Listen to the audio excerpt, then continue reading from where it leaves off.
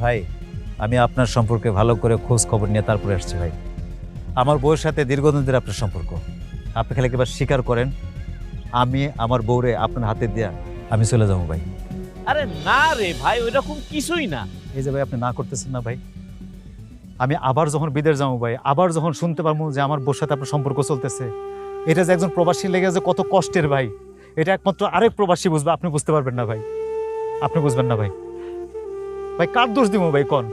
আপনারও দোষ দিব না আমার বউর দোষ দিব? এখানে আসলে আপনাকে কারো দোষ না ভাই, দোষটা হচ্ছে একটা প্রবাসীর কপালের ভাই, দোষ গুণ দিয়ে লাভ নাই ভাই। আপনি স্বীকার করেন ভাই, বিশ্বাস করেন, দরকার হলে আমি আমার নিজ হাতে আমার বউর ডিভোর্স দিয়ে আপনার হাতে তুলে দিয়ে যাবো ভাই।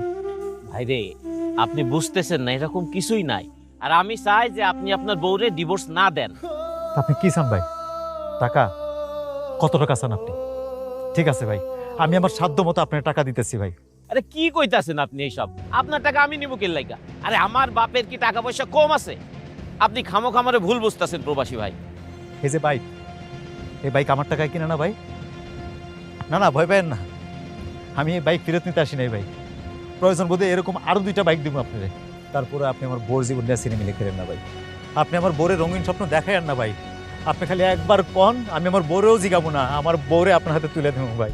দৌড় মিয়া, অনেকক্ষণ ধরে আপনার কথা সহ্য করছি, এতক্ষণ ধরে না না করতেছে, আপনি বুঝতেছেন না?